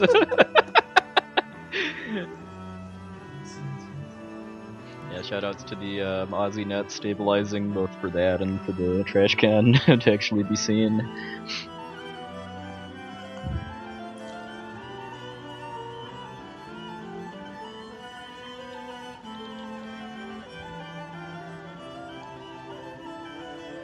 Nice recovery there, Kobahi. I didn't even get Rudialus. And you get all the fun. Survival is the key. Yeah. Yeah.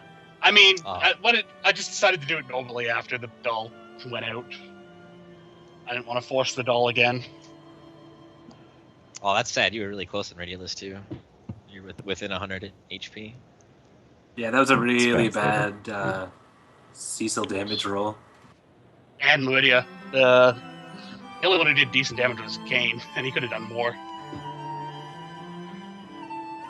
Sorry for the random cat noises, but Spaz is here to say hi, so it's gonna happen. Okay, so we're coming up on the Dr. Lugae fight. You'll see Roth, who is in the lead, approaching that fight. I'm not sure if No Cash or Kata are closer behind because No Cash is dropping frames. I think he was ahead of Kata just by a little bit, and then Kobahi is a little bit behind.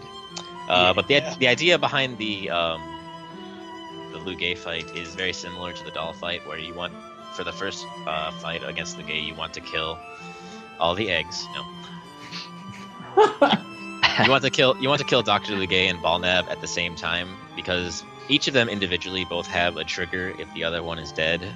And so if Lugae is still alive and Balnab dies, then Lugae starts piloting Balnab in this super-powered mecha form that does a ton of damage and is really bad news. And then if Balnab is alive but Lugae is dead and he hits that trigger, then Balnab will just explode and take out one of your party members. So ideally, they want to kill Lugae and Balnab at the same time. Either way, you're pretty much going to lose somebody else in your party if one of the other two is alive. If one of the two enemies is alive, you're going to lose one. Yeah, having Balnab survive and explode isn't as bad as having Lugae survive. And Dwarf, please. Oh no! Oh, the dwarf troll. Because this is what he needed. Was not a Chocobro. This is where more games need to be like Mystic Quest, where you can jump over. Just jump over them. Yes, amen. That's the first and last time anyone will ever say anything should be like Mystic Quest. What about the shrug? The shrug animation. Ooh, shrug is. I want that in got all good music. games.